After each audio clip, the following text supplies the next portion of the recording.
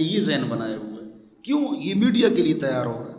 میں نے کیوں کہا کہ میں نے زندگی میں ٹی وی نہیں دیکھا ہے، نہ دیکھوں گا، اور نہ گانا سنا ہے، تاکہ آپ کو مجھ سے محبت پیدا ہو جائے، اور یہ جو ویڈیو بن رہی ہے تو آپ دل میں ناراض نہ ہو۔ کیوں؟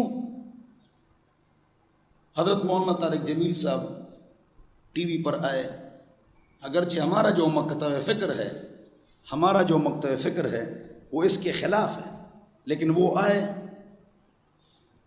تو وہ جب نہیں آئے تھے تو اتنا فائدہ ہوا تھا، دین کو فائدہ اتنا ہوا تھا۔ جب میڈیا پر آیا نا تو کوئی اشکال کرے یا کوئی باتیں کرے، اتنا فائدہ ہوگا، اتنا فائدہ۔ اللہ ہم سب کو سمجھ عطا فرمائے۔ یہ بات غلط ہے کہ اس سے فائدہ نہیں ہوتا ہے، فائدہ ہوتا ہے، بڑا فائدہ ہوتا ہے۔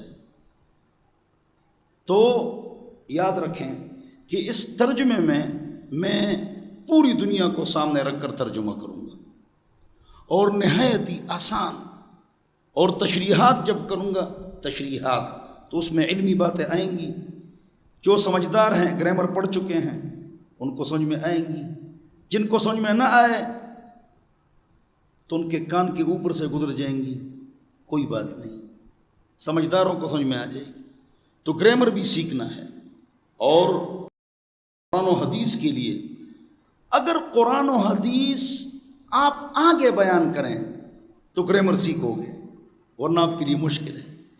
اور خود سیکھو، قرآن سمجھو اللہ کیا فرماتا ہے، تو قرآن کا ترجمہ اور تشریح کافی ہے آپ کے لیے۔ لیکن کسی اور کو آپ سکھائیں تو اس کے لیے ضروری ہے کہ کیا ہو، آپ کے پاس گرامر ہو۔ جس طرح ہی گو یہ غلط ہے لیکن ہی گوز ٹھیک ہے، وی گوز غلط ہے لیکن وی گو ٹھیک ہے۔ کیوں؟ فرسٹ فارم کے ساتھ ہی شی اٹ کے ساتھ فرسٹ فارم میں ای ایس لگتا ہے، تو ہی گوز ٹھیک ہے اور وی گو ٹھیک ہے۔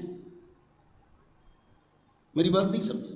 جس طرح انگلش گرامر ہے اس طرح عربی گرامر بھی ہے، تو وہ بھی آپ نے سیکھنا ہے، ورنہ رٹا ہوگا۔ تو علماء اس کے لیے 8-10 سال زمین پر سوتے ہیں اور پڑھتے ہیں۔ کیا پڑھتے ہیں؟ یہی دین پڑھتے ہیں۔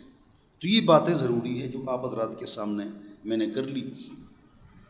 اگلی بات آپ حضرات کے سامنے جو کرنے والا ہوں، بات کو سوچیں، دیکھیں، لکھنے والی بات ہو فوراً لکھ لیں۔ دیکھو، اگر علم نہ ہو اور میری جگہ پر کوئی بیٹھ جائے، علم اس کے پاس نہیں ہے اور میری جگہ پر بیٹھ جائے اور قرآن کا درس دے تو اس کا شرعی حکم کیا ہے؟ جواب یہ ہے کہ حضرت عبداللہ ابن عباس مفسر قرآن، الاتقان فی علوم القرآن میں روایت منقول ہے، من قال فی القرآن شیئا، جس نے قرآن میں کوئی بات کی کہ اس آیت کا یہ مطلب ہے، وہ اصوابا، قرآن میں بات کی اور ٹھیک بات کی، بالکل صحیح بات کی، بغیر علم، لیکن اس کے پاس علم نہیں ہے، اس کے لیے جو مطلوبہ علم ہے اس کے پاس نہیں ہے، بات اس نے قرآن میں صحیح کی ہے، فقط اخطأ، اس نے غلطی کی۔ اس کا کیا مطلب ہے؟ اس نے غلطی کی۔ حضرت ابوبکر رضی اللہ عنہ فرماتے ہیں، الاتقان فی علوم القرآن میں فرماتے ہیں، ای سماء تظلنی و ای ارض تقلنی ان اقول فی القرآن شیئا ما لم اعلم بھی۔ کون سا آسمان مجھے سایہ دے گا اور کون سی زمین مجھے جگہ دے گی کہ میں قرآن میں ایسی بات کہوں جس کا مجھے علم نہیں ہے؟ حضرت ابوبکر ڈر رہے ہیں اور عبد الرحمن صاحب نہیں ڈرتے ہیں۔ حضرت ابوبکر رضی اللہ عنہ ڈر رہے ہیں، ای سماء تظلنی و ای ارض تقلنی ان اقول فی القرآن شیئا ما لم اعلم به۔ ابوبکر ڈر رہے ہیں اور شیر زمان صاحب نہیں ڈر رہے ہیں۔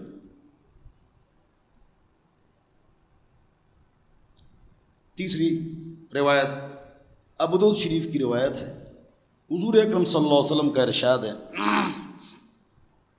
من فسر القرآن برأیہ فقد کفر، جس نے اپنے دماغ سے، سوچ سے، خیالات سے آزادانہ تفسیر کی، فقد کفر، وہ کافر ہو گیا، فقد کفر، وہ کافر ہو گیا۔